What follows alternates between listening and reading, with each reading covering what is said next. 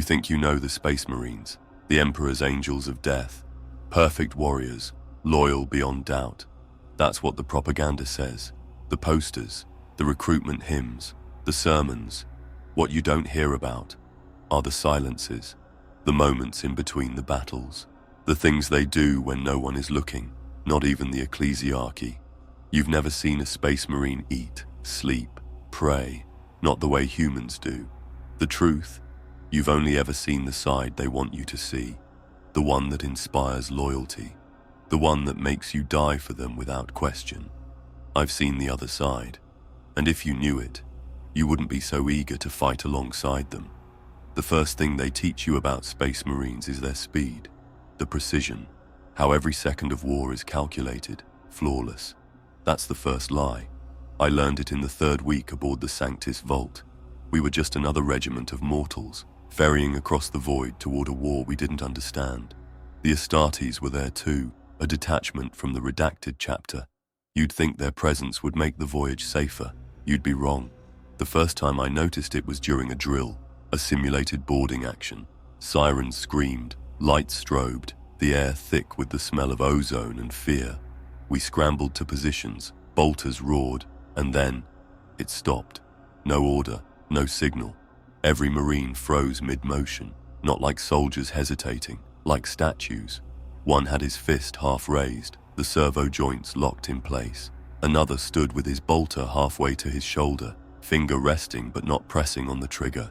Even their breathing, the mechanical rasp through the Vox grills, went silent. I don't know how long it lasted. 5 seconds, a minute, long enough for the hairs on my arms to rise, for the temperature to feel colder. And then, all at once, they moved again, as if nothing had happened. No glance between them, no acknowledgement. I asked Sergeant Vilko about it later. He told me to keep my voice down, said it happens sometimes, said it's just them listening. Listening to what? He didn't answer, and I noticed after that he stopped looking them directly in the eyes. Shipboard night is a lie. The lamps dim, the hymns quiet, but the metal never sleeps. It remembers footsteps. It listens to names. I learned to walk the silent paths between the cargo holds when the rest of the regiment tried to dream. That's when the corridors breathe. That's when whispers peel off bulkheads like paint. I wasn't looking for them. I was looking for air that didn't taste like recycled prayers. But the Vox lines snarled, the lumen strips flickered, and the ship guided me where it wanted. Down past the shrine where the candles suffocate themselves. Past the starboard maintenance spine where the deck feels sticky under your boots, like dried blood that refuses to be seen. The door wasn't locked. It should have been. No seal, no warning rune. Just a hatch with a single handprint at shoulder height, pressed so deep into the metal you could feel the finger grooves. I pressed my own hand beside it and watched how small I was. Inside it smelled wrong. Not rot, not oil. Something warm and sweet, like wet bread left in a furnace too long. Something that wanted to be food and failed at the last moment. He stood with his back to me, eclipsing a hanging lumen with that impossible armor, pauldrons like walls, backpack like a shrine engine. I recognized the chapter sigil and wished I hadn't. The Marine didn't turn. He was busy. His gauntlets were bare of plates, cabled fingers flexing with delicate care. They were working in slow, precise motions over a field table that hadn't been there yesterday. The table was breathing. Wood shouldn't do that. This one rose and fell like it remembered being a chest. I should have left. I should have closed the door and prayed to forget. Instead, I took one step, just one, because that's what curiosity is aboard a warship. A sickness that moves your legs. On the table lay something gathered from a battlefield that didn't exist yet. A tangle of dark tissue, veins like cooled wire. A flayed scrap of something that used to be a face, if a face could grow on the inside of a rib cage. It pulsed when the Marine touched it. It pulsed as if grateful. He didn't carve. He tended. He pinched a string of viscera like a musician tuning an instrument. He pressed his thumb into a swollen node until a clear fluid welled up and ran into a waiting cup. The cup wasn't metal, it was ivory with whorls like fingerprints, and when he lifted it, it clung to his palm as if it had lips. He drank, no sound, no swallow, just the slow tilt of his head and the steam rising where liquid met Vox grill. I watched the fog slide between the grill slats and curl inward, as if the helmet inhaled for him. I told myself it was apothecary business, gene maintenance, clinical necessity. The words sounded safe until he spoke. Not to me, to the thing on the table. Good, he said, voice two tones at once, a choir cramped into a single throat. Yield. The tissue shivered, a toy testing its strings. He set the cup down and leaned in close. His helm lenses were dead lamps, but the reflection on them wasn't me or the room. It was a field of snow where no snow exists in space, footprints circling back on themselves until the path became a knot. When he breathed again, frost crawled across the table's edges, cracking as it spread. He lifted a strip of muscle with his thumb and forefinger. It fought him, slow and stubborn, like a worm convinced it was a vein. He brought it to the grill, and the grill opened. Not a jaw, not teeth, a petaled iris unfurling, ring within ring, until the darkness inside had depth. He fed, not with hunger, with obligation, a ritual performed by someone who has forgotten why it was sacred. I must have made a noise. Boot scrape. Soft prayer leaving the wrong part of my mouth. The Marine's head turned a fraction, as if a clock had advanced by 1 cruel second. He didn't look at me. He looked past me, through the door, through the corridor, through the ship, as though measuring the length of my life on an invisible rope. Another presence arrived without footsteps. You don't hear Astartes approach. The room learns they are present and tells you too late. This one was a librarian, hooded cowl draped over a helm, inscribed with scripts that contradicted each other and were all true. He carried a censer that didn't smoke. The chain hung motionless, but the air around it trembled like heat above a forge. "Brother," the librarian said. His voice was a tide moving backward. "Enough." The Marine bowed his head a degree. He placed the last filament back upon the table and pressed his palm to the breathing wood. It settled under his hand like an animal soothed by its keeper.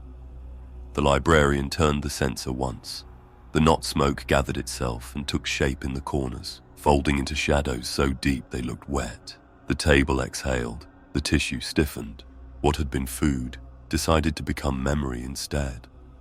Only then did the librarian face my direction. The helm lenses showed me nothing of myself. They showed me a room full of men I knew, all of them eating in the dark with their eyes closed, lips busy with the names of saints we were not allowed to speak. They were very quiet. They were very careful they didn't spill. "Trooper," he said. Not a question, a diagnosis. I tried to salute. My arm refused. I tried to kneel. My pride refused. I remained standing, which felt like blasphemy. "You are lost," he said. "Return." I backed toward the door without turning my back because something in that room had been waiting for me to make that mistake. The hatch frame was cold. The corridor beyond was colder. I didn't breathe until the door slid shut with the softest click, a sound like a finger pressed gently to someone's lips. On the walk back to the hab, I passed the shrine again. The candles had burned down into the shape of vertebrae. Wax spines coiled on the altar. Someone had left a blessing stamped in brass. It said, in letters tracked by oil and ash, "Eat what the war makes of you." I lay on my bunk and stared at the ceiling where the paint flaked in the pattern of a double-headed eagle that had forgotten one of its heads. I told myself I had seen a medical procedure. I told myself this is how gods stay strong. I told myself a dozen lies and believed none of them. When the sirens called morning, I joined the mess line with the rest. Tin trays, recycled nutrients, the daily joke about whether today's stew remembered being animal or plant. The usual, ordinary, safe. A space marine passed behind us, towering, silent, shadow swallowing shadow. Every head bowed without an order. Every back bent the way metal bends when heated long enough. I didn't turn, I didn't look. But when his shadow crossed my tray, the stew rose in a little wave as if something beneath it had surfaced just to breathe him in. I ate until the taste turned sweet, and then I kept eating. Because hunger was not the point, obedience was. That night, the ship dreamed. I could hear it through the bulkhead, a soft, wet sound, patient, regular, like chewing. On the 5th week, the warship crossed into a silence no auspex could measure. The void outside wasn't black anymore. It had texture. It looked like something had been painted over, and the paint had never dried. We'd been told this part of the journey would be quiet. No drills, no inspections, just devotional time. The chaplain's sermons thundered through the decks twice a day. We knelt where we stood, reciting the litanies until our throats burned and our eyes blurred. Every prayer was the same: the Emperor's light, his will, his wrath. But the Astartes didn't kneel with us. They left the shrine decks before the hymns began, always in the same direction, always through the same side hatch no one else used.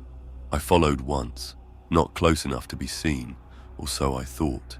The corridor they took was unlit, but the darkness wasn't empty. It felt pressed in from the sides, like walking inside the ribs of something buried. They stopped in a chamber I'd never seen on the schematics. Not large, but tall, impossibly tall for where it should have been inside the ship. The walls curved inward like the inside of a bell. No icons, no aquilers, just a single circle in the deck, etched deep enough that my eyes kept losing the edge. One Marine stepped into the circle, removed his helm, and began to speak. It wasn't low Gothic. It wasn't high Gothic. The words came in a voice like stone, dragged over wet glass. Every syllable bent the air, and the walls began to vibrate. The others joined in, their voices stacking until they became one tone that wasn't possible for human throats. I didn't understand the words, but I understood the structure. It wasn't praise, it wasn't supplication, it was instruction, the kind you give to a thing you already own. My ears rang, but underneath the ringing I heard another sound, something deeper, answering. The circle on the floor began to turn, not like machinery, like the metal itself wanted to change where it faced. The etching in its center opened, fraction by fraction, like a pupil dilating. I swear I saw light inside, a red so dark it was almost black. One of the Marines stepped aside, and the one in the center reached into the circle. His arm sank past the elbow into the deck as if into water. When he pulled it free, his gauntlet was wet. The liquid clung to him like it knew his name. They stopped speaking, not because they were finished, because something else had taken over the voice. The sound came from everywhere, inside my skull, behind my teeth. It spoke a single word in a language I didn't know but somehow recognized. The Marines bowed their heads, every one of them, to that voice, not the Emperor's, not even close. I took one step back, and the one nearest the hatch turned his head. I couldn't see his eyes, his helm was back on, but I felt him see me, every muscle in my body locked, like the silence in part 1 all over again. The voice in my head whispered something shorter this time. It wasn't meant for me, but I understood it anyway. It meant, "We hear you too." The circle sealed itself without a seam. The room seemed smaller when they left, as if it had eaten the extra height for itself. I stayed pressed to the wall until their footsteps were gone, though the sound of their voices stayed long after. When I returned to the shrine deck, the chaplain's sermon was still echoing. His words about loyalty and purity felt brittle in my ears. Every statue of the Emperor seemed to watch me harder than usual, as if judging whether I still belonged here. That night, I dreamed of that circle. Only this time, it wasn't in the ship. It was in the sky over a world I had never seen, spinning slowly, dripping light into the clouds. And far below, on the ground, stood a single Marine, arms raised, waiting for something to answer back. I woke with the taste of metal in my mouth, and the word, the one I didn't know, still echoing behind my teeth. There's something you learn quickly in the Guard. Steel remembers. A blade that's killed will carry the stain no matter how much you scrub. Even the cleanest last bayonet has that faint ghost tint at the edge, the smell of what it's done. So when we hit Atrophon Secundus, I was ready for what came after. Urban breach, close quarters, heretics screaming from behind barricades. We went in behind the Astartes, and I watched their chain blades work, tooth and raw through meat and bone, until even the air seemed to clot. By the end, the streets looked like they'd been painted in something thick. The rest of us came out spattered, our gear heavy with gore. Every weapon dripped, every weapon except theirs. I noticed it as we regrouped in the square. One Marine stood with his sword point resting on the ground, the hilt still humming faintly from impact. The blade was silver, perfect. Not a fleck of blood, not even dust clinging to the teeth. Another passed me, bolter in hand. The muzzle smoked, but there was nothing on it. No residue, no splash on the gauntlets, as if every round they'd fired had passed through the enemy without touching them. At first, I thought maybe they had field servitors cleaning them in the fight, some kind of self-purging mechanism. Then I saw one of them glance at the sword of another. No words, just that glance. And in that second, the steel rippled. I swear to throne, it moved, not like heat haze, like the surface of water shivering under something just below. When they sheathed them, I heard it. A sound too wet for metal, too cold for flesh. The kind of noise a thing makes when it feeds but doesn't chew. We were told to secure the hab blocks. I ended up in a collapsed tenement with Sergeant Vilko. We found a corner splashed with more blood than could come from one body. But there were no remains, no shell casings, just drag marks that led to a spot in the wall where the concrete looked melted from the inside out. That's when we heard them. 2 Astartes, voices low, passing in the hallway beyond. They spoke like they knew no one else could hear, and maybe no one else could. "The Edge is still hungry," one said. "The Edge will be fed," the other answered. "Soon." We waited until they were gone before moving again. But the sound stayed with me. Not the words, the other sound. A faint rhythmic scrape, like something inside their scabbards shifting against the metal walls, impatient. Days later, during embarkation, I saw one of them at the edge of the hangar bay.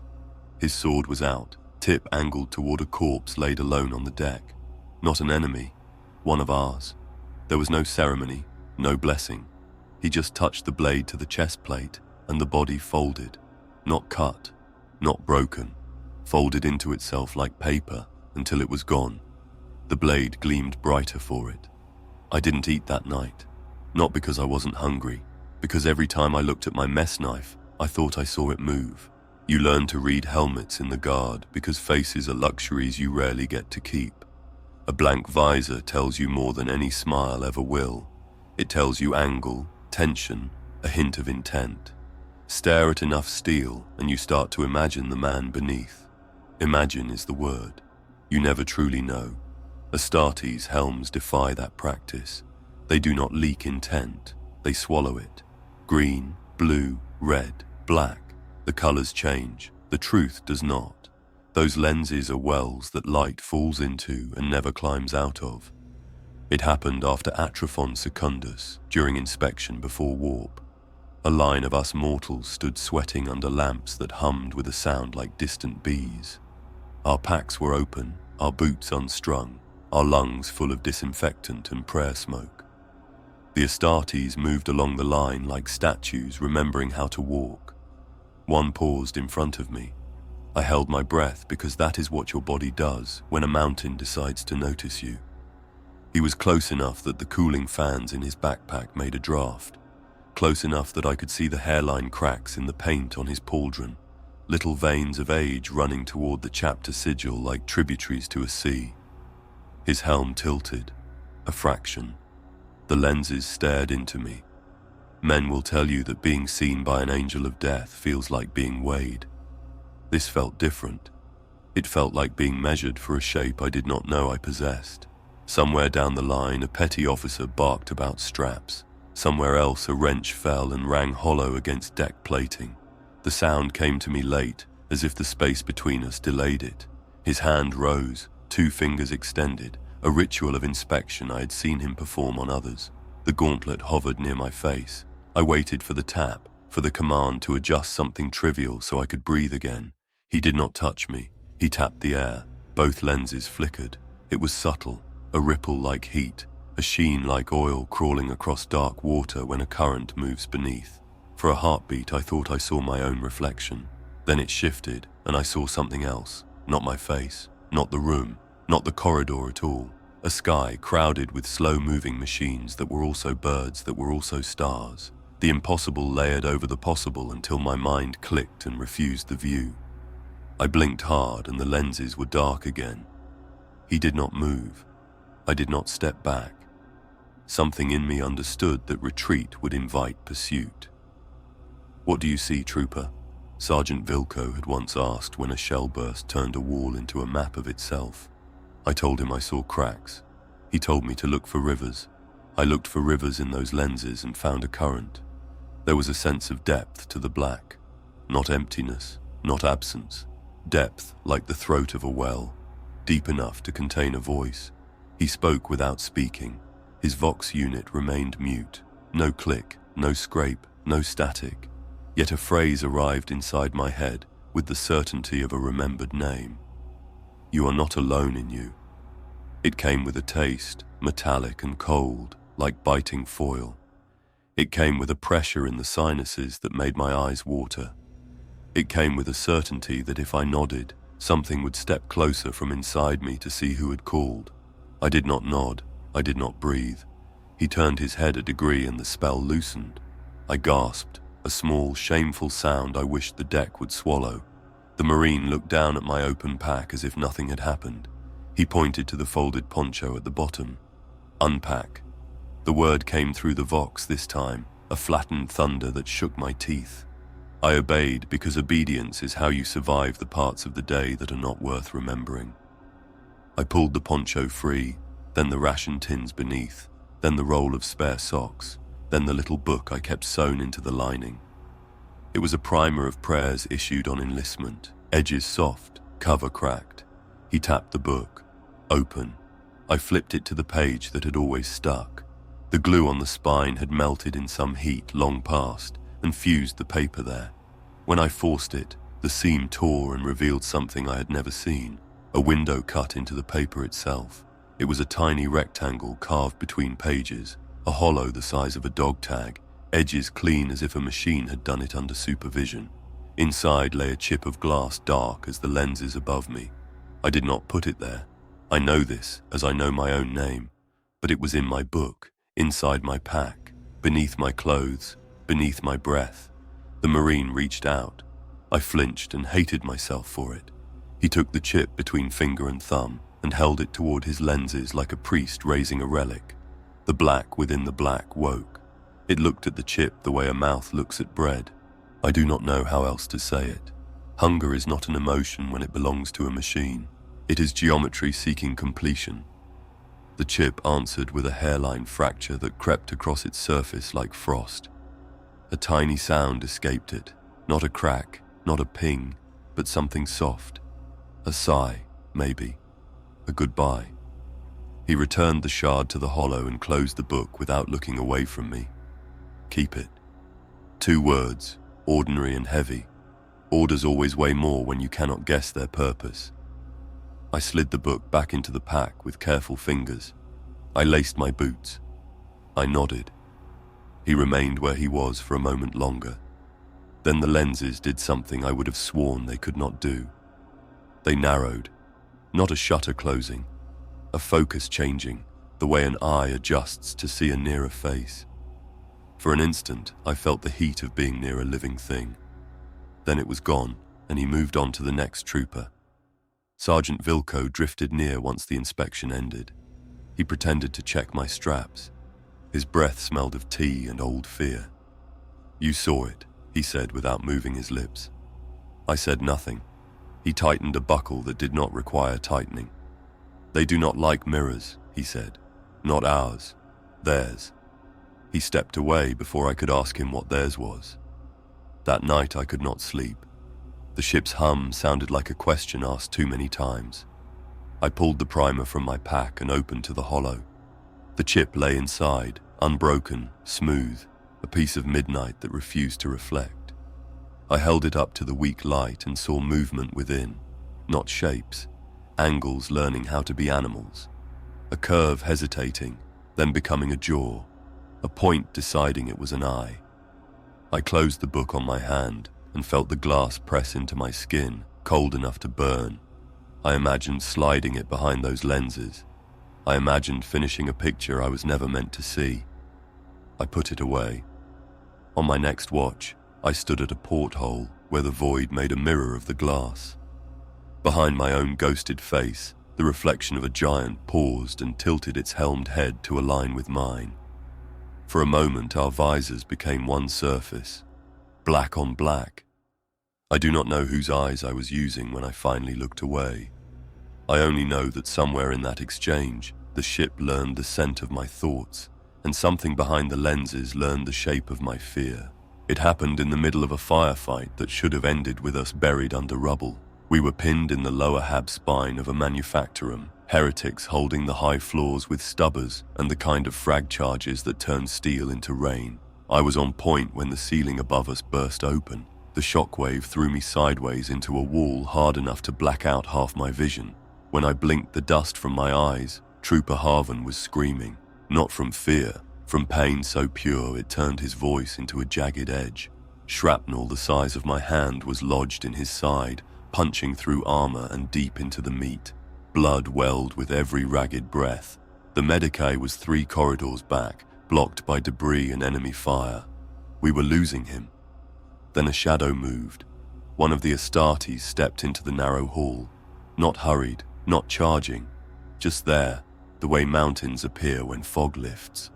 I don't remember hearing him arrive. The Marine looked down at Harvin. Kneeling was out of the question. He simply folded into a stance that brought him closer to human height. His gauntlet hovered over the wound, not touching, just close enough that the air between them felt thick, like oil.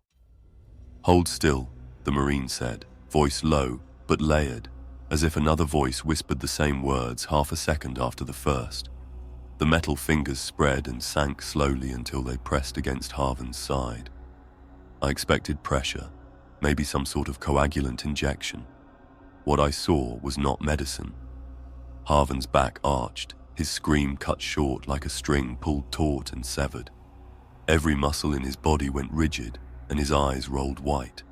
The blood stopped flowing, not slowed, stopped.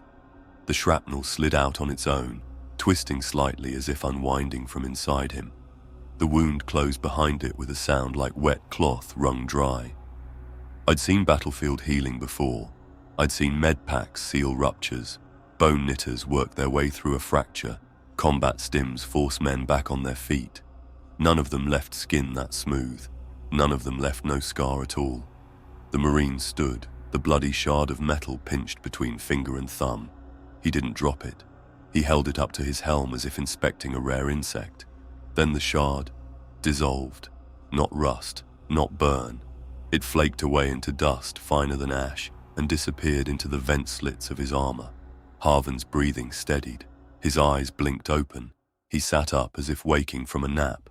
No shock, no weakness, just a calm smile that didn't belong on a man who'd almost bled out 30 seconds ago. "You're fine," the Marine said. It wasn't reassurance, it was an assessment. We pushed on, Harvin in the lead. He fought like a man who had never been touched by fear or injury. He didn't blink in the gunfire, didn't flinch when grenades tore the walls apart around him.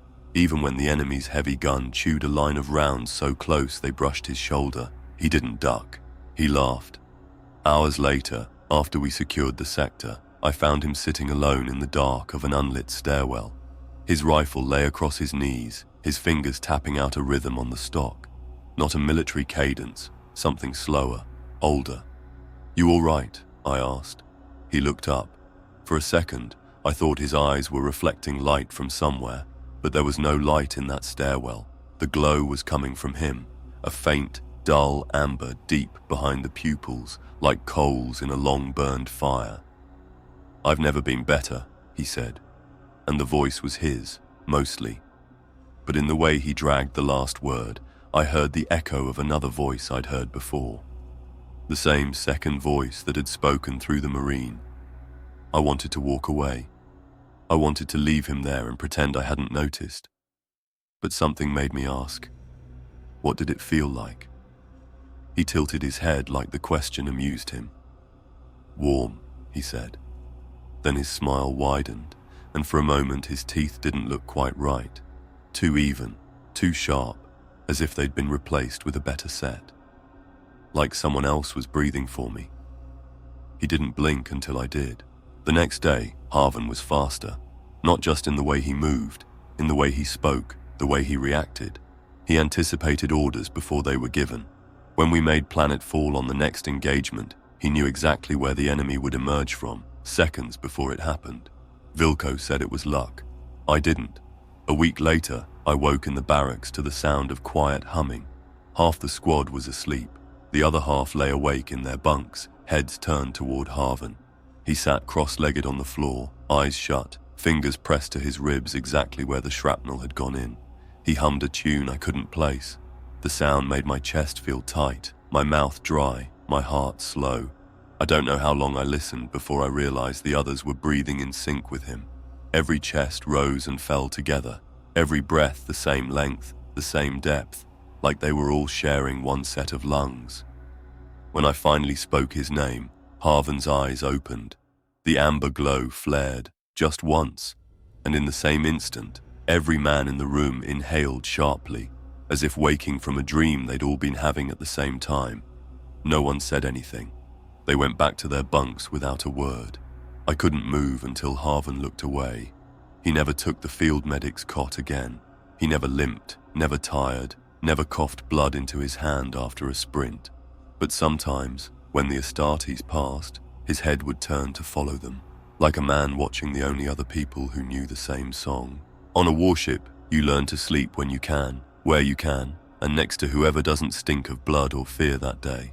It's a skill. Close your eyes anywhere, even with boots still on, and let the hum of the ship drown out your thoughts. But there are places you don't sleep. The Astartes barracks is one of them. Not because anyone forbids it, because no one volunteers. The ship had taken a pounding in the last engagement, macro shells rattling the frame, lance strikes turning corridors into ovens, bulkheads warped, habdecks sealed, whole platoons shifted to temporary quarters. That's how I ended up assigned to a compartment directly across from the Astartes quarters. I thought it would be quiet. They don't talk unless they have to.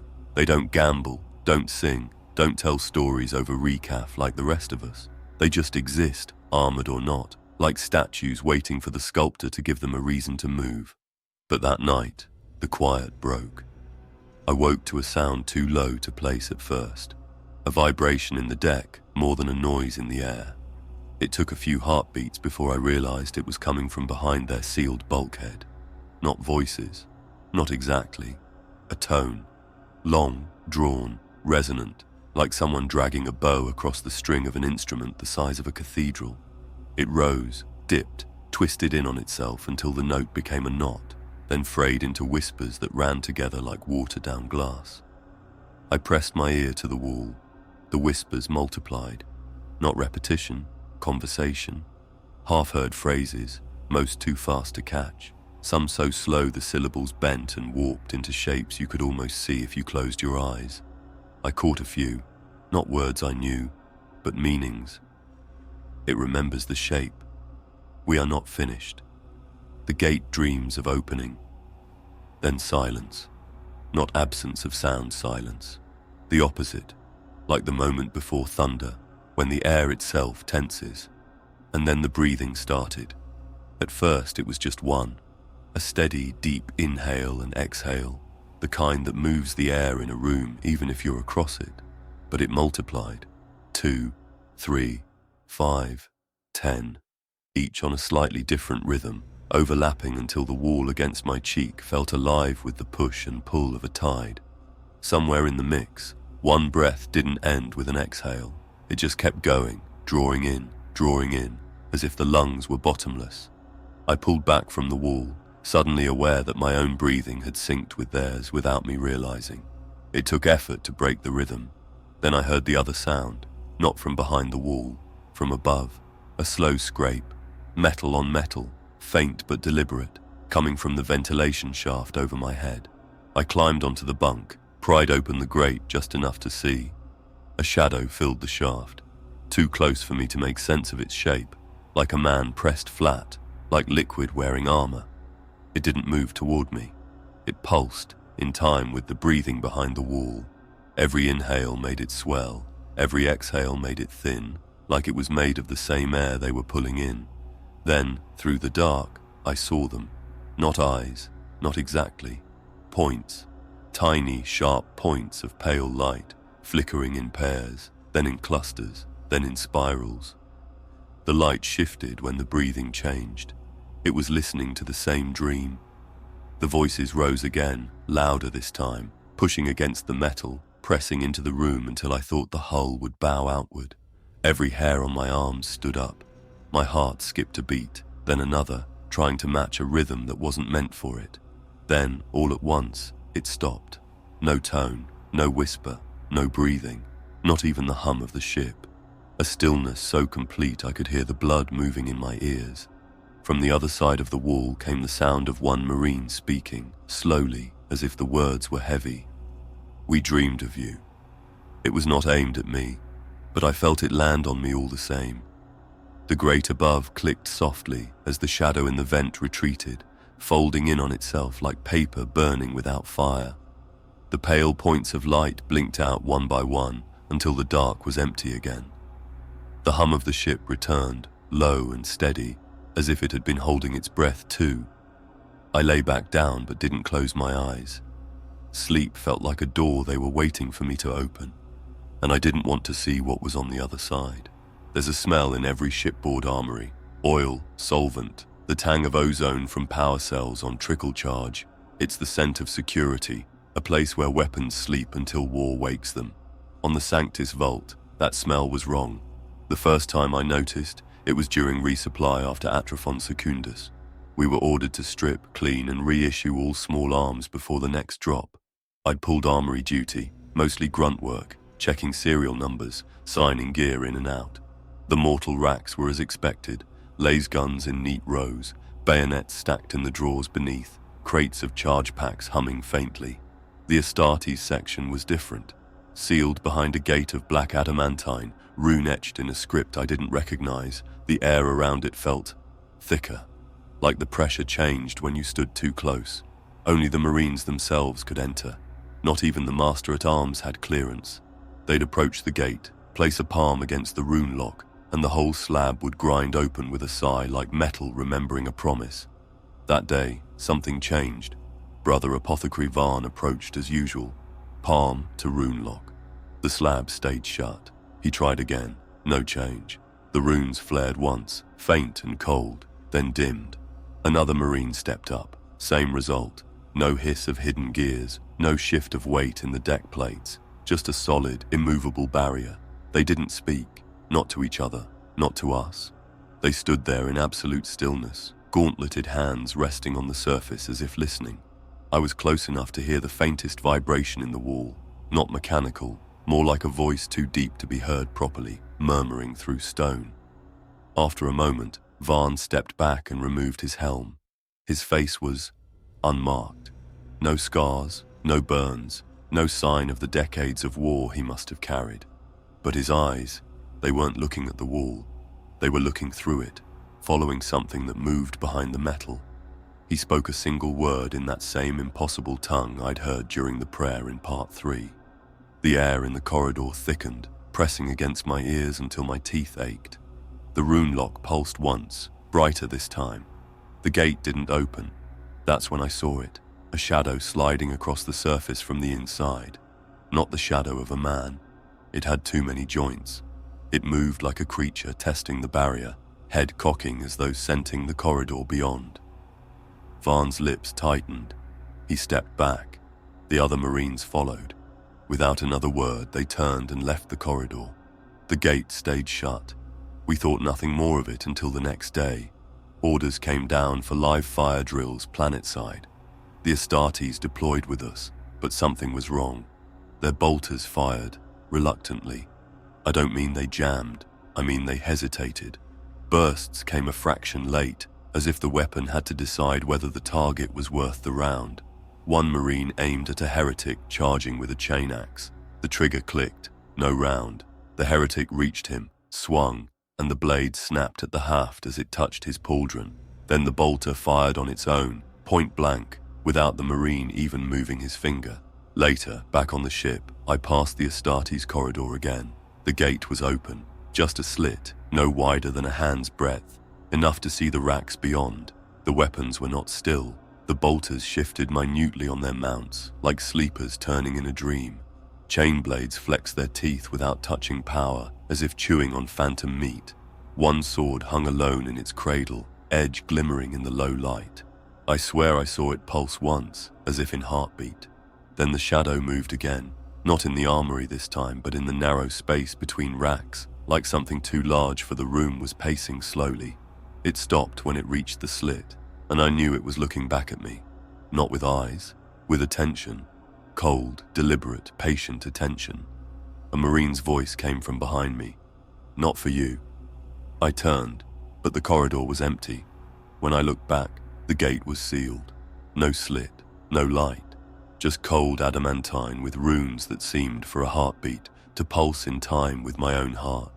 That night I dreamed of being on the other side of the gate. The racks were gone. The weapons hung in the air like predators suspended in amber, watching me without moving, and something behind them whispered in a voice shaped like a trigger pull. It asked me what I would give up to be worth firing for. We were 3 weeks out from our next drop when the call came down for joint drills. Nothing unusual there. The guard trains with whoever they're assigned to, even if training just means getting out of the way while the Astartes demonstrate how irrelevant you are. The drill deck was a cavern of steel and light, big enough to swallow an entire manufactorum floor. Normally it echoed with las fire, the thud of boots, the shouted cadence of instructors. That day, it was silent when we arrived. The Marines were already there, no instructors, no servitors, just them, spread out across the deck in pairs and trios, weapons drawn, helms locked, every stance coiled like a spring. We were told to line the upper gantries and observe. "Watch how they move," Sergeant Vilko muttered, though I wasn't sure if he was talking to us or to himself. At first, nothing happened. The Marines stood in silence, weapons idle. Then one of them stepped forward, swung a blade in a perfect arc, and the air screamed. I don't mean it whistled or hissed. I mean the empty space in front of him let out a sound like tearing metal, high and pained, the way a bulkhead groans before it buckles. Something was there, and the blade met it. The fight began. It wasn't sparring. There were no practice blows, no pulled strikes. Every move was lethal, fluid, precise. Bolters barked, but not at targets we could see. The recoil didn't match the sound, as if the weapons were resisting, then agreeing to fire only when whatever they aimed at came close enough. One Marine was lifted off his feet by nothing at all, armor plates buckling inward as though giant hands were crushing him. He didn't panic. He twisted mid-air, jammed a combat knife into empty space above his shoulder, and something bled. Not blood, not any liquid I knew. The air itself seemed to unravel there, leaking a pale shimmer like gas venting into vacuum. The shimmer recoiled, and the Marine dropped back to the deck without a sound. From where I stood, I could feel heat and cold swapping places in patches across the deck. One moment the sweat on my neck chilled, the next it boiled away. The Astartes moved through it as if the changes meant nothing to them. Some fought alone, others worked in pairs, striking at angles that made no sense until you realized they were herding something invisible into a corner. Every time they struck, there was that scream of space itself being torn. Every time it happened, the lights flickered, not dimming but changing color, just for a second. Cold white became deep ocean blue, then the red of a dying star, then back to white. I noticed their formations didn't match any doctrine I'd learned. No wedges, no shield walls, no fire teams. They moved in patterns I couldn't follow, looping and crossing until the deck felt like a maze I'd been dropped into blindfolded. One Marine broke formation and sprinted toward the far wall. At full tilt, he dropped his bolter, drew his chainsword, and thrust it upward into nothing. The teeth bit, not into air, but into something dense enough to grind the engine almost to a stall. Then, in a motion too fast for my eyes, he yanked down. A shape flickered into being for a fraction of a heartbeat. Tall, bent wrong, its head like the top half of a bell, its arms jointed backward, hands the size of a man's chest. Then it was gone, the shimmer bleeding out where the chainsword had struck. No one in the gantry moved or spoke. We didn't need Vilko to tell us we were seeing something meant for them, not us. The drill went on for hours. They never tired. Their movements never slowed. And whatever they fought, it didn't stop coming. Sometimes I thought I saw the deck dent under an invisible weight. Sometimes I thought I heard claws skittering on metal, faint as a whisper. When it ended, there was no signal. The Marines simply stopped. Weapons lowered, the air calmed. The strange heat and cold faded. One by one, they sheathed blades, mag-locked bolters, and walked off the deck without a word. No debrief, no review, just the silence of something finished or postponed. When the deck was empty, a handful of servitors entered to clean. Their mechadendrites swept the floor, but not just for debris. They traced the same looping paths the Marines had taken, wiping at patches of nothing, collecting air into vials. I saw one vial fill with that pale shimmer before the machine corked it and moved on. Vilko spoke at last, voice low. "You don't want to know," he said. Then louder, "Move out." We filed down the gantry steps in silence. The deck still smelled faintly of ozone, and something sweeter, like fruit left in a sealed room until it began to ferment. I kept glancing at the empty floor. Part of me expected to see footprints appear in it as we walked. Part of me was certain I already had. The Sanctus Vault had been in the warp for 8 days. 8 days of sermons, inspections, and the constant skin-deep itch that comes from knowing reality outside the hull is only pretending to behave. On the 9th day, the ship changed its breathing. The hum of the decks went lower, deeper, the way a sleeper exhales into a dream they don't want to wake from. We all felt it. Even the Astartes paused mid-stride, helm lenses tilting like dogs hearing a note we couldn't. It started with the 3rd Company, a full 60 Marines, armed, armored, moving down the central spine toward the drill bays. I watched them pass from an upper gantry, perfect formation, boots landing in absolute unison. No talk, no vox clicks, just movement. They turned the corner toward Bay 6. The next time I looked, they weren't there. I don't mean they'd entered the bay. The bay doors were still sealed, warning runes glowing steady. They'd simply stopped existing in the corridor. No alarm sounded, no one shouted. The ship's vox channels didn't even register a drop in personnel count. It was like the 3rd Company had never been aboard.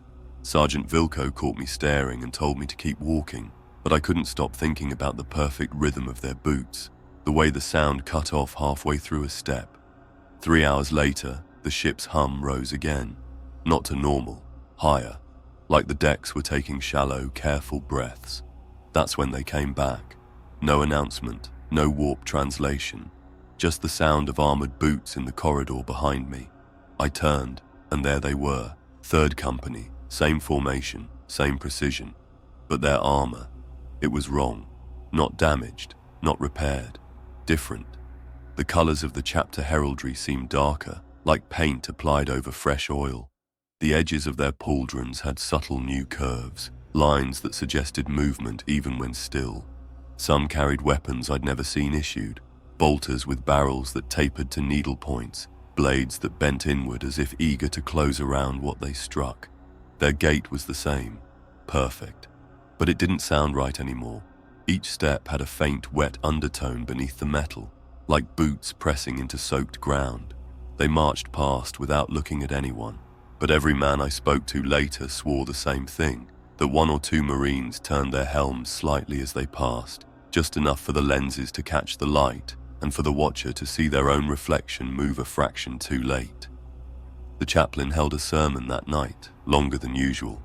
He spoke of victory, of the Emperor's hand guiding his chosen through darkness, but his voice had a tremor, and twice he lost his place in the litany. That had never happened before. I found Harvan leaning against a bulkhead after the service, watching the corridor where the 3rd Company had reappeared. His eyes had that faint amber glow again.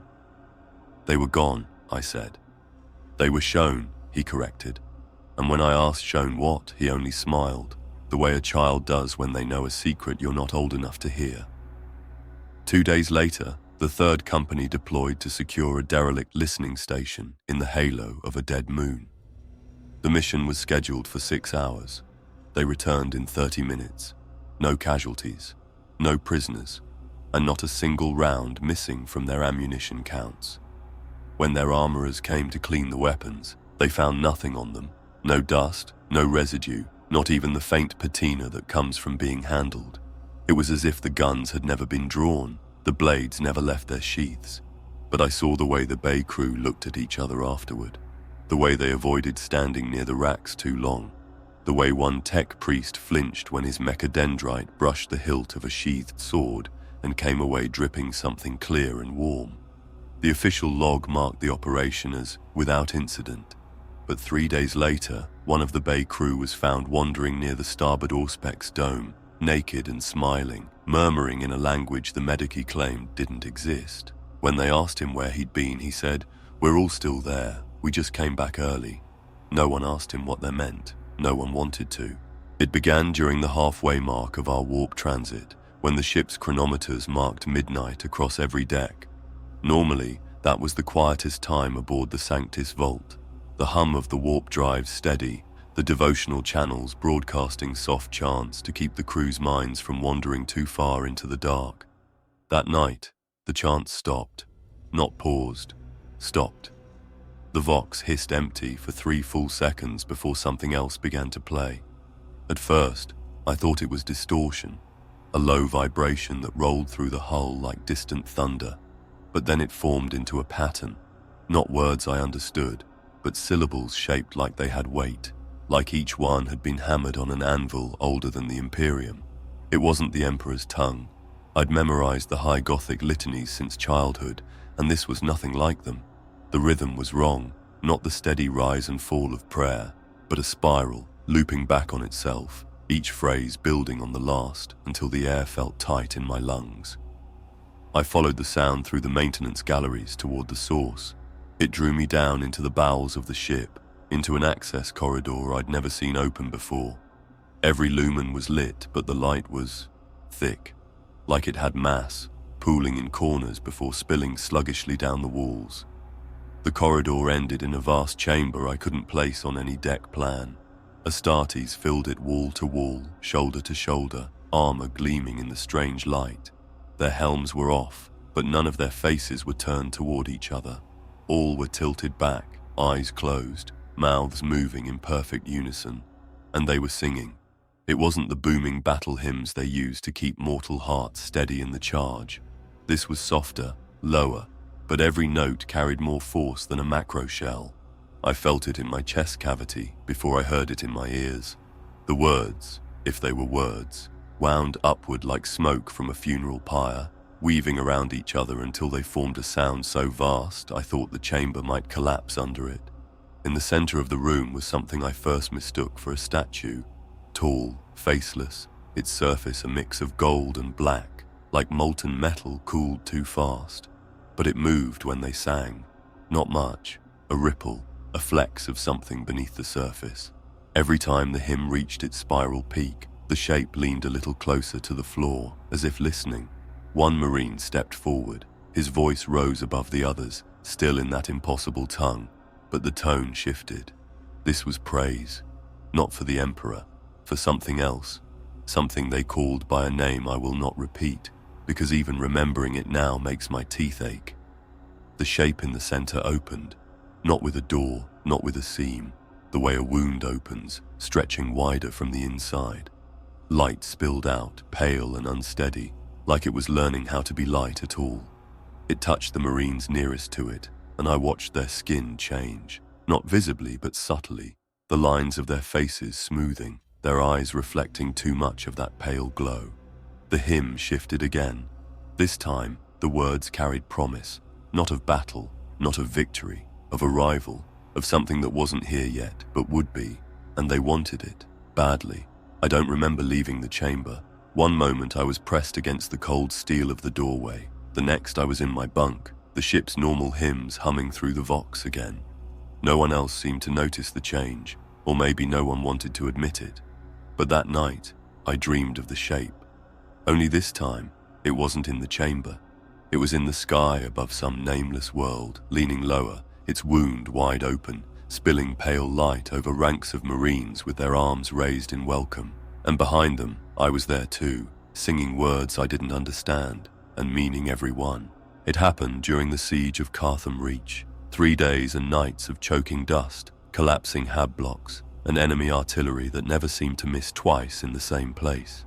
We were dug in along a fractured causeway, holding what was left of the line while the Astartes punched through deeper into the city. The Marine was from 2nd Squad, a giant in cobalt armor who carried a relic blade longer than I was tall. I'd seen him fight, the kind of precise, relentless motion that looked less like battle and more like a rehearsed dance. Nothing touched him, nothing slowed him, until the sniper round. It came from somewhere in the upper stories, punching through the haze like a spear of white fire. The impact hit him high in the helm, snapping his head back, cracking ceramite with a sound sharp enough to make every man nearby wince. He staggered, just half a step, before catching himself, planting the blade into the causeway like a flag. We returned fire, blowing apart the upper floors until there was nothing left to hide behind. When I looked back, the Marine was kneeling, gauntleted fingers resting against the cracked helm. The lenses were spiderwebbed, fine fractures radiating from the point of impact. I expected him to call for an apothecary. Instead, he reached up, pressed both hands to the sides, and twisted. The locking seals hissed. The helm came free. It should have been a face, eyes, nose, a mouth framed by the discipline of centuries. What I saw was nothing like that. Where the lenses had been, 2 deep sockets stared out, not empty, not blind, but filled with something that moved. At first I thought it was liquid, thick and dark, swirling slowly like smoke trapped in a jar. Then it shifted, and I realized it wasn't smoke at all. It was alive. It writhed in slow spirals, coiling in and out of itself, forming shapes that almost became eyes before sliding away again. The sockets blinked, not like human eyes. The movement started deep within, rippling outward in concentric circles, sealing shut like the aperture of a camera before opening again. His skin was pale, almost translucent, stretched tight over bone that seemed wrong. The lines of the skull didn't match what they should have been. Ridges ran along the temples, curving into the back of the head where they disappeared beneath the gorget. Faint lines of light traced those ridges, pulsing in time with his breathing, and his mouth. There was one, but it didn't move when he spoke. The voice came from somewhere deeper, resonating in the chest cavity, layered the same way it had been in the prayer chamber. A human tone shadowed by something older, heavier. "See," he said. And I did. It wasn't a command. It was an invitation. The moving darkness in his sockets shifted, and for a moment I thought I could make out a scene within it. A vast plain under a starless sky, towers leaning at impossible angles, and shapes moving between them that were far too large to be human. Then the image dissolved, replaced by the swirl again. He slid the helm back into place, twisting until the seals locked, the hiss of pressurization hiding whatever sound came from inside. He stood. The crack in the ceramite was already sealing, the armor knitting itself smooth without tools or heat. He lifted his relic blade, turned, and moved back toward the breach without another word. I realized I'd been holding my breath the whole time. When I finally let it out, the air felt heavier, like I'd brought something back into my lungs that didn't belong to me. Later, I told Vilko what I'd seen. He stared at me for a long moment, then shook his head. "No," he said, "you didn't." And that was the end of it. Except, when I closed my eyes that night, I saw the sockets again. Not the armor, not the pale skin, just the moving darkness, turning toward me as though it could see through my thoughts. And somewhere deep inside it, the shapes from that starless plain were still moving, and they were closer than before. It started on an ash plain 2 kilometers west of the fallen spire fields, where the ground cracked like old bone under every step. We'd advanced without resistance for 3 hours, too easy, too quiet, until the Astartes halted mid-stride. No order over the Vox, no signal, just 60 giants freezing in place as if something had spoken to them in a frequency none of us could hear. Then they opened fire. Bolters roared in unison, the sound hitting like hammer blows in the chest. But there was nothing in front of them. No shapes in the haze, no muzzle flashes answering back, not even the faint shimmer of heat distortion. Just empty, dead air. They didn't fire in short bursts. They didn't adjust aim. They didn't advance or retreat. They stood rooted, pouring round after round into the same patch of nothing. I was close enough to see the brass ejected in steady streams, except it didn't fall. Each shell case spun in the air, slowed as if caught, then folded in on itself, collapsing into nothing before it could hit the ground. It wasn't heat doing it. It wasn't physics. The Marines didn't react. They just kept firing. Minutes passed. The smell of propellant choked the air, the deck plates beneath us vibrating with the rhythm of the barrage. I expected the ammo counters to start dropping, but they didn't. Each time I glanced at the displays on their gauntlets, the numbers stayed exactly the same, steady and full, like the weapons were feeding from a source that wasn't there. One Marine's bolter jammed, or so I thought. The roar cut to silence for a heartbeat. He ejected the mag, slammed it back in, and when he pulled the trigger again, the sound that came out wasn't the crack of a bolter round. It was deeper, slower, more like the pulse of a massive engine. The air shimmered with each shot, rippling outward until it met something I couldn't see, and something pushed back. The invisible pressure hit us like a shockwave, hard enough to stagger men in full flak armor. The Marines didn't flinch. If anything, they pressed forward, fire rates increasing until the whole plane rang with an unbroken wall of sound. Then, as suddenly as it began, it stopped. Not gradually, not the way fire tapers when a target goes down. One instant there was a hurricane of bolter fire. The next there was only silence and the faint click of cooling barrels. The Astartes held their positions for several seconds, weapons still raised, lenses locked on whatever had been there. Then, without a word, they lowered their arms and began to reload. Every mag was still full, every counter still red, as if nothing had been spent. We waited for an explanation. None came. When we moved on, I noticed the plane looked different. Not damaged, absent. Patches of the ash had simply vanished, leaving behind shallow impressions in the shape of waves, like something had dragged itself away without ever breaking the surface. That night, I passed the Astartes deck on my way to the mess. Through the half-open bulkhead, I saw two Marines cleaning their bolters, only there was nothing to clean. No residue, no dust, no oil. They ran cloths along the barrels anyway, slow and deliberate, as if they were listening for something. One paused, tilted his head toward the weapon in his hands, and spoke in a low tone I couldn't catch. The bolter made a sound in answer, not mechanical, not electronic. A sound like a deep exhale, a sound that made the hair on my neck rise. The Marine nodded once, like a man agreeing to orders, and set the weapon down. When he looked up, his lenses fixed on me through the half-open hatch. I didn't wait to see if he would speak.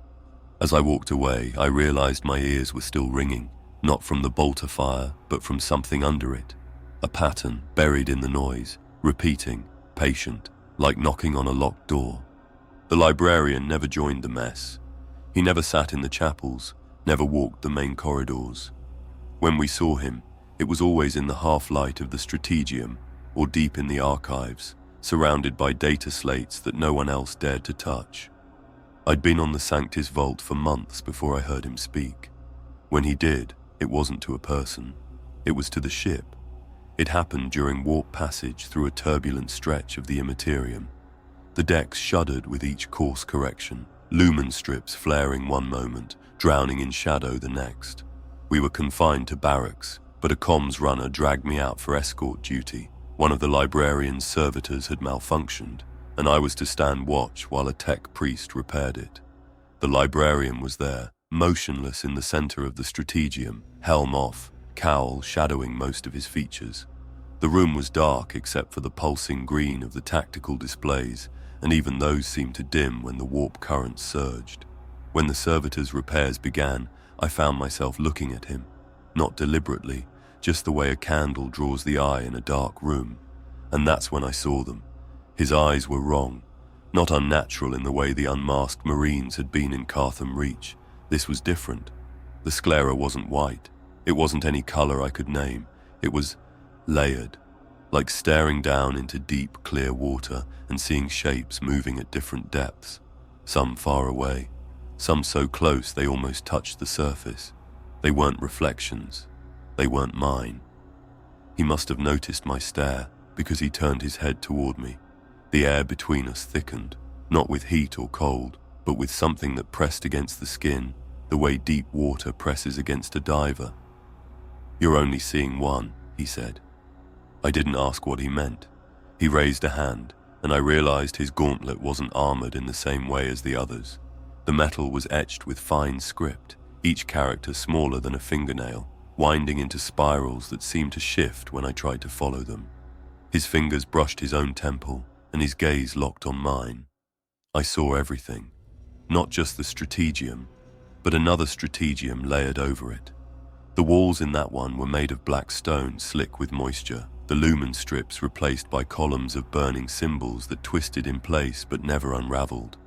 Servitors stood in the same positions, but their heads were wrong, elongated, tapering to sharp points where their faces should have been. The librarian stood in both rooms at once, and beyond those two, others. A dozen, 100 layers, stacked like glass panes, each with its own version of the room. Some were empty. Some were filled with things that watched back. One of them was very close. It leaned through its layer toward me, its face pressed to the invisible barrier, long fingers dragging slow patterns in the air between realities. Every drag left a faint glowing line that faded after a heartbeat. The patterns looked like letters, but not in any human alphabet. The librarian blinked, and the layers collapsed. I was back in the strategium, my lungs burning as if I'd been holding my breath. "You shouldn't look too long," he said. His voice was calm, but the way his fingers flexed told me he was measuring the cost of what I'd just seen. I asked him what was in that closest layer. He didn't answer, but I saw his gaze shift past me, towards something that wasn't in the room, and his pupils narrowed until they were pinpricks in the shifting depths of his eyes. The tech priest finished his work, muttered a prayer to the Omnissiah, and led the repaired servitor away. The librarian stayed where he was. I left quickly, the back of my neck prickling as though something had just leaned out of its lair again to watch me go. That night, I dreamed of the burning symbols. They weren't static anymore. They moved, drifting across my vision like stars breaking orbit, each one tugging at me as it passed. When I woke, I was holding a scrap of parchment I didn't own, and on it was written one of those symbols, still faintly warm, as if it had only just been pulled from the fire. It was during the boarding of the Righteous Light, an Imperial transport that had gone dark 3 weeks into its run. We were told it was probably a systems failure. We were told we'd find survivors. We were told a lot of things that turned out not to be true. The Astartes went first, always. We followed in their shadow, clearing the lower decks while they moved toward the command spire. The ship was cold, power flickering in short pulses, like the lights couldn't decide if they wanted to stay in this reality or another. We were halfway through the hydroponic spine when it happened. No vox call, no officer's command. The Marines just stopped, all of them, at the exact same moment. I froze behind them, waiting for an order. None came. Then they turned, not toward the command deck, but down a maintenance corridor so narrow they had to go single file. Vilko looked at me, eyebrows knitting. "That's not in the mission path," he said. I checked my slate. He was right. That corridor wasn't even on the ship's layout. Still, the Astartes moved with purpose, weapons ready, every step like they'd walked this path 100 times before. They didn't look back. They didn't signal for us to follow. They didn't have to. We did anyway. The deeper we went, the colder it got. Frost clung to the bulkheads, thin at first, then thick enough to creak under our boots. Our breath fogged in the dim lumen light, and I realized I could see their breath too. Slow, measured clouds that seemed to hang in the air longer than they should. Then I heard it. A voice, not over the vox, not in the air, in my head. It wasn't speaking to me. I could feel that immediately. but I could still hear it, low and patient, each word a single drop falling into a deep well. Come left. The Marines obeyed, instant, no hesitation, no exchange between them. Another pause. Stop. They stopped. The voice spoke again, a string of syllables in a language I didn't know but somehow understood. Not the meaning, just the intent. Expectation, like a teacher waiting for a child to recite a lesson. The Marines answered in perfect unison, their voices overlapping until they became one. It wasn't a chant. It was acknowledgement, not reverent, not fearful, obedient. The corridor ended in a sealed hatch. The runes on it weren't Imperial. They were sharp, jagged curves that looked wrong no matter how long I stared at them, like letters from an alphabet that had never been drawn by human hands. The voice spoke again, louder now, pressing against the inside of my skull. Open. A Marine stepped forward, pressed his palm against the center rune. The hatch shuddered and slid open with a slow, wet sound, like flesh parting under a dull blade. Beyond it was a chamber lit in pale blue. No consoles, no cargo, just a single chair facing away from us, and on it, something sitting very still. The voice whispered again, softer this time, closer. The Marines advanced, not cautiously, like they were coming home. I couldn't move. Every instinct screamed to back away, but my legs wouldn't obey. Vilko grabbed my arm hard enough to bruise and pulled me behind him. Don't look, he hissed. I didn't listen. I looked. The thing in the chair wasn't a man. It wasn't even shaped like one anymore. It had the rough silhouette of a figure, but the head was too narrow, the limbs too long, and the joints bent at the wrong angles. The surface of its skin rippled slowly, like something underneath was pressing against it, testing the barrier. The Marines stopped at the foot of the chair. The voice was gone from my head now, but they still seemed to hear it. One by one, they reached out and touched the figure's arm. Each time they did, the ripples in its skin spread wider, slower, until they covered its entire body. Then the figure tilted its head toward them. The movement was wrong. No muscles shifting under skin, just the entire head turning as if on a hinge. I saw the nearest Marine lean down, helm almost touching whatever its face was. There was no sound, but I knew they were speaking. When they turned to leave, the figure was gone. The chair was empty. No one said a word as they filed past us, stepping over the threshold like nothing unusual had happened. The hatch sealed behind them. When I checked the spot on the ship's schematics later, it was gone. Like the corridor, the chamber, the chair, none of it had ever been there. I didn't sleep that night. Every time I closed my eyes, I felt the cold of that corridor in my bones. And worse, I heard the voice again. Only this time it was speaking to me, closer. I'd heard stories about the fortress monasteries of the Astartes, towering keeps of stone and steel, walls lined with banners older than most worlds, halls that rang with the tread of warriors bred to serve until the end of time. When we made orbit over their homeworld, I expected to see a fortress. I didn't expect to be invited inside. They didn't call it an invitation, they called it an escort. But when an Astartes tells you to follow, it isn't a request. The monastery rose from the cliffside like a fang, its battlements cutting into low, ash-colored clouds.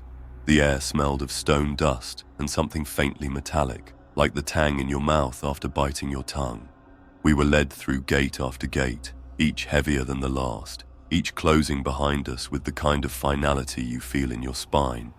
Inside, the walls were bare, no icons of the Emperor, no purity seals, no carved litanies. The emptiness made me uneasy. Even in the guard, we fill our corridors with prayer script, if only to remind ourselves who we fight for. The Marine leading us said nothing. We passed through a hall lit entirely in crimson light, each lumen recessed behind narrow slits so that the glow seemed to leak from the walls themselves. I realized the color wasn't just light. The walls were red, not painted, not stone, living. I saw it when I got close. The surface flexed with the slow rise and fall of something breathing.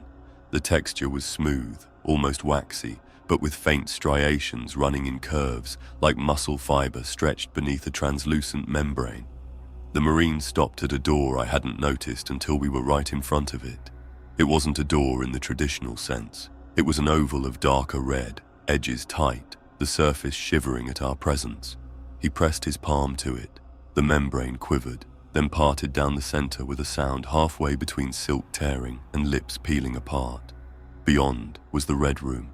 It was circular, the walls curving inward as if to cradle whatever stood at the center. No furniture, no banners, just a single pillar rising from the floor, made of the same living material. It pulsed faintly, each beat sending a subtle vibration through the soles of my boots. The Marine stepped inside and gestured for me to follow. I hesitated. Vilko muttered something behind me, a prayer, or maybe a warning, but I crossed the threshold. The air in the Red Room was warmer, thicker. Every breath felt like it clung to the inside of my throat. The light came from nowhere and everywhere, a constant blood-warm glow that made my skin prickle. "Touch it," the Marine said. His voice wasn't an order's bark. It was low, patient, almost coaxing. I stepped to the pillar. Up close, the surface was more intricate than I'd realized. Tiny branching veins ran just beneath the membrane, carrying a liquid that shimmered faintly in the light. I could feel its warmth before my fingers even made contact. When I touched it, it responded. The surface dimpled under my palm, then pressed back, not hard, but firm enough that I knew it was aware of me. The warmth traveled up my arm, through my chest, and settled somewhere deep in my skull. The room changed, not physically, but my perception of it. The curved walls seemed to lean closer, their breathing quickening in sync with my own. I could hear it now, faint but steady. A heartbeat, slow and deliberate, pulsing from the pillar into the floor, into the walls, into me. Images flickered in my mind. A long hall lined with empty armor stands, waiting. A sky lit by twin suns bleeding into a sea the color of ash. A figure standing on a cliff, faceless but watching me with an intensity that made my chest tighten. I pulled my hand back. The pillar pulsed once, harder this time, almost like a sigh of disappointment. The warmth in my head faded, leaving me lightheaded and cold. The Marine studied me for a moment. "You heard it," he said. It wasn't a question. I nodded, unsure whether speaking would be wise. He stepped forward and placed his own hand on the pillar. The change was immediate. The veins beneath the surface flared brighter, the heartbeat quickened, and the wall's breathing grew louder. I realized then that the room wasn't just responding to touch, it was bonding. When he removed his hand, the membrane around the door quivered and sealed itself. The room dimmed slightly, as if settling back into rest. We left without another word. The corridors outside felt colder now, emptier. When we passed other Marines, I noticed their helms tilted slightly toward me, their lenses catching the red light still clinging to my skin. That night, I dreamed of the pillar, but in the dream, it wasn't in the monastery. It was inside my chest, its heartbeat syncing perfectly with mine, and when I woke, the rhythm stayed. The briefing room was nothing like the ones we used in the Guard. No buzzing lumen strips, no static-riddled Auspex projectors, no weary adjutants fumbling through orders they barely understood. This chamber was silent before we even entered, as if it had been waiting for us. The walls were smooth, metallic, and unmarked. No maps, no banners, no Imperial seals. The only light came from a single hololithic display in the center of the room, its projection hanging in the air like a piece of the galaxy had been cut out and suspended for inspection. The Astartes were already there, standing in a half circle around the display. Their helms were on, but I could feel their attention fixed on whatever was being shown. Not the casual focus of soldiers reviewing a battlefield. This was something deeper, like priests watching a prophecy unfold. I took my place along the wall with the other mortals, far enough back that the projection's light only brushed the tips of my boots. From there, I could see it clearly. The map was wrong. It didn't match any Imperial cartography I'd seen. Worlds were marked with symbols I didn't recognize, their names written in a script that curled and looped like it had been drawn by something with too many joints in its fingers. Some of the systems were labeled, others weren't, and the ones without labels seemed to shift in and out of focus, as if they couldn't decide whether they belonged there at all. One of the worlds caught my eye. It was black. Not a black sphere like an unlit planet, but a black hole in the projection itself, a place where the light refused to exist. Every time I tried to focus on it, a faint ringing started in my ears. The Marine closest to the display spoke, his voice calm and deliberate.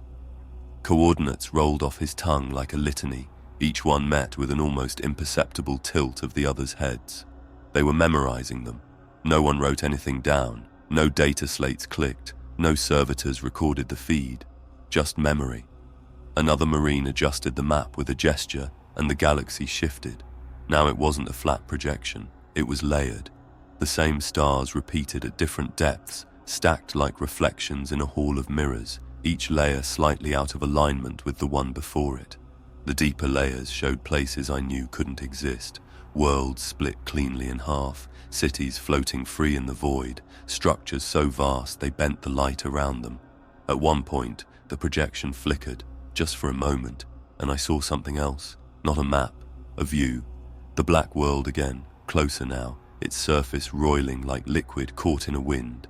Something vast moved just beneath that surface, too quickly to make out. When the map returned, the Marines continued as if nothing had happened. But I noticed their stances had shifted, shoulders a fraction higher, weapons resting just a little closer to ready. Then, without warning, the hololith changed again. This time it showed us. The room, the Marines, the mortals standing along the wall. But we weren't as we were. In the projection, we were standing in a different chamber, darker, smaller, the walls pulsing faintly like the red room in the monastery. Our reflections moved just slightly out of sync, lagging a half-second behind us, like they were thinking about whether to obey. One of the Marines stepped forward and reached into the projection. His gauntlet passed through it without resistance, but when he pulled it back, his fingers were wet. The liquid dripped onto the deck and evaporated before it touched the floor. The briefing ended with no explanation. The hololith shut off. The room felt heavier in its absence, like a pressure had been lifted only to reveal that it had left a mark. As we left, I passed the display pedestal. Its surface was cool to the touch, but when I pulled my hand back, my palm was damp with that same impossible moisture. It clung to my skin for hours, even after I scrubbed it raw. That night, I couldn't stop thinking about the coordinates they'd memorized. When I finally slept, I dreamed I was standing in the black world from the projection. The surface under my boots rippled, and from somewhere beneath it, a voice whispered the numbers back to me, perfect, patient, and certain that I'd remember them forever. It was standard procedure after any engagement. Review the helmet cam footage, extract data, confirm kill counts, and identify anything the official logs might accidentally omit. I'd been assigned to assist the data archivists, a job that mostly meant sitting in a dark room while feeds played out on the wall, hour after hour of violence slowed down to a crawl. This time the footage was from the assault on the Karos outworks. A brutal fight in the open, enemy fortifications dug deep into the shale ridges, defensive fire chewing through guard lines before the Astartes broke their perimeter. I'd been there on the flank, pinned behind a half-collapsed gun nest, watching them charge across open ground like it was nothing. I'd seen them. The first feed began, a static burst, then clear video from a Marine's point of view. The barren ridges, the flashes of incoming fire, the slow advance toward the fortifications. Only, there were no Marines. Not in the shot, not anywhere. The helmet cam should have shown his own weapon, his own hands. It didn't. It was like the feed was a floating eye, moving through the battlefield without a body attached to it. The enemies were there, clear as day.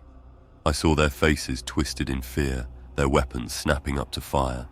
But when they were hit, they weren't hit by anything visible. They just dropped, jerking under the force of impacts from a direction no one could see. Another feed. Same thing. No Marines in view, just the world reacting to something that wasn't there. Muzzle flashes coming from nowhere, shells ejecting into thin air, enemies being thrown backward by invisible blows. The archivist muttered under his breath, scrubbing through the footage frame by frame. Once or twice, I caught something flicker into existence for a single frame, a blur darker than the dust, shaped almost like armor but stretched in strange proportions. The moment I blinked, it was gone. On the fourth feed, the audio cut in and out. Gunfire roared, then vanished mid-burst, replaced by a deep rolling tone that made the screens ripple like the image was printed on water. The tone rose in pitch until it was almost a scream, and then the video cut to black. The archivist leaned forward, hands flying over the controls. After a moment, the feed returned. Only now, it wasn't the battlefield. It was a corridor, not from the Caro's outworks, not from anywhere on record. The walls were the color of old bone, smooth but wrong. Every few meters, the surface flexed, like something inside was testing the thickness. The camera moved forward without hesitation, no voiceover, no sound except the faint, wet hiss of the walls shifting as they were passed. Then the feed cut again, back to the battlefield. The kill count rolled across the screen as if nothing unusual had happened. The archivist said nothing, just cued the next file. This one played fine for the first few minutes, the battle unfolding exactly as I remembered it from my own position. Then, halfway through, the view swung toward where my squad had been pinned. I saw myself, crouched behind the gun nest, laser gun clutched tight. I remember seeing the Marines there, moving in front of us, their armor catching the light as they advanced. In the feed, there was no one. It was me and the others, staring into empty ground, firing at nothing, reacting to nothing, yet the enemy kept falling, blood spraying from wounds made by weapons that weren't there. I felt my chest tighten. I remembered one of them grabbing my shoulder that day, shoving me forward, his voice in my vox telling me to move. But in the footage, my shoulder just jerked as if something unseen had struck it. The archivist stopped the playback. His hands hovered over the console, knuckles pale. "This never happened," he said, not looking at me. His tone made it clear he wasn't asking for my agreement. He was telling me what to remember. The feed was deleted. The official report noted overwhelming Astartes assault and unrecorded enemy rout. That night, lying in my bunk, I tried to picture the charge at Caros without them in it. Just an empty battlefield, men dying on both sides, something unseen moving between us like a storm. And for the first time, I wondered if that was what had actually happened. Because maybe they weren't invisible in the footage. Maybe, on that day, they weren't there at all. It happened on the return voyage, long after Caros and long after the feed incident I wasn't supposed to remember. The Sanctus Vault was running quiet through a cold stretch of the void. No warp transit, no drills, no sermons. The kind of silence that presses against the inside of your skull until you start listening for things you shouldn't. I'd been assigned to check the lower storage decks, the ones no one used, where the air always felt a little too stale and the lumen strips hummed with a pitch just on the edge of hearing. Halfway down one of the aisles, I heard the sound. Boots.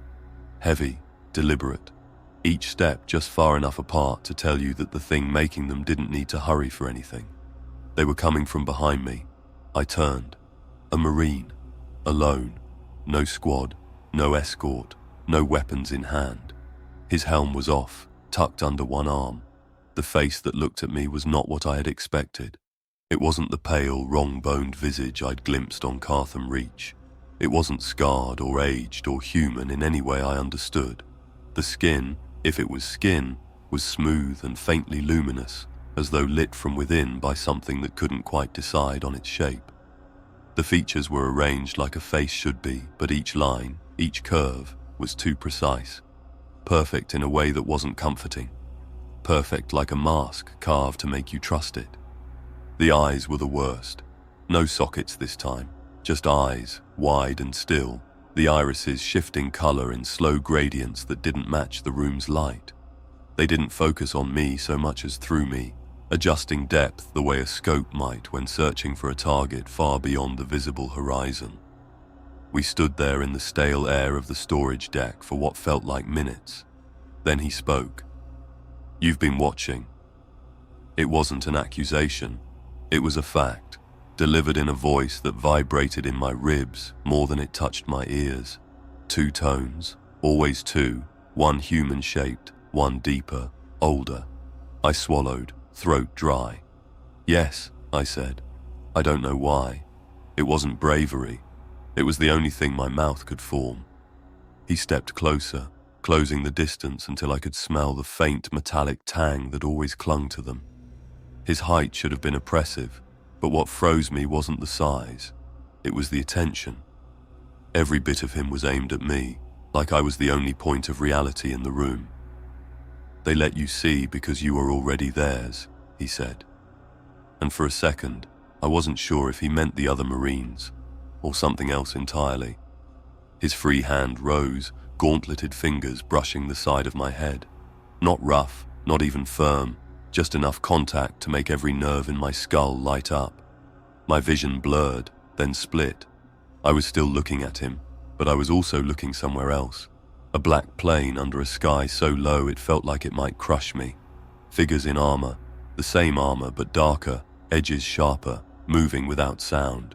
One of them looked back toward me, and its face was the same as the one standing in front of me now. Then it shifted. The features peeled away like wet cloth, revealing something beneath, a surface that wasn't flesh or bone, but a constant flowing rearrangement, as if the idea of a face was being built and unbuilt at the same time. I jerked back, breaking contact. The plane was gone. It was just him again, watching me without expression. "You understand now," he said. Still not a question. I wanted to tell him no, that I didn't, that I couldn't, that whatever I'd seen wasn't mine to understand. But the words stuck, because some part of me did understand, and that part was already agreeing with him. He stepped aside, gesturing toward the far end of the aisle. I walked past him, not looking back until I reached the corner. When I did, he was gone. No footfalls, no hiss of doors, no trace of him in the air. I made it back to the hab decks without remembering the climb. Vilko saw my face and didn't ask. He just nodded once, the way a man does when he recognizes the look in your eyes. That night, I dreamed of the plane again. Only this time, the figure walking toward me didn't bother with the mask, and I didn't bother running. The last drop was supposed to be a purge. 1 city, 1 week, in and out. But the city was empty when we landed. No bodies, no enemies, just streets echoing with the faint hum of something deep underground. The Marines moved with the certainty of men walking home. No orders over Vox, no need for them. We followed because there was nowhere else to go. They led us to the central spire, a cathedral-sized shell of black stone that seemed older than the planet itself. The gates were already open. Inside, the air was warm, metallic, heavy with the same scent I'd breathed in the Red Room. At the far end was an altar, not to the Emperor, not to anything I'd seen before. It was a slab of something that might have been stone, might have been flesh, its surface rippling with slow, deliberate motion. The Marines formed a half-circle around it.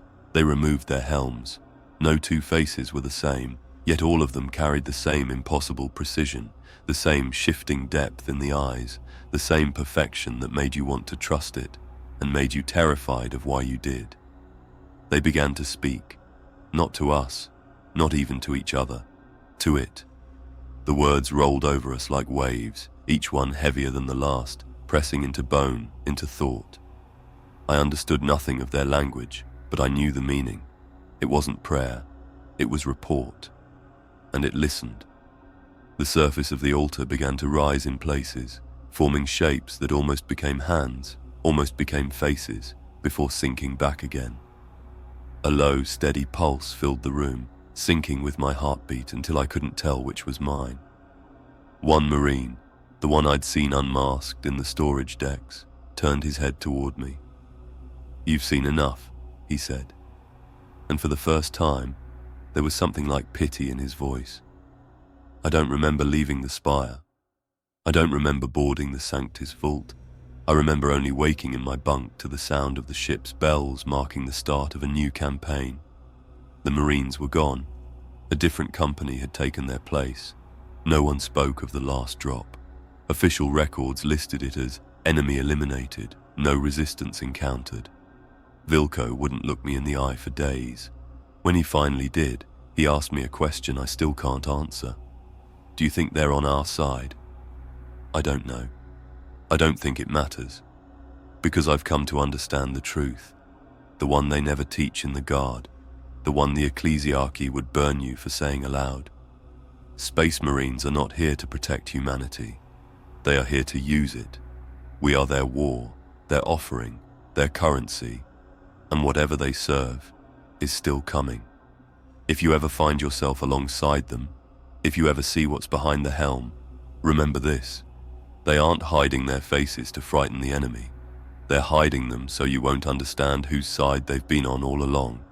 And if you do understand, pray they never notice. If you want more stories like this, you'll have to listen carefully, because there are truths the Imperium will never admit, and names they'll kill you for knowing. Like, share, subscribe, before they make sure this story disappears too.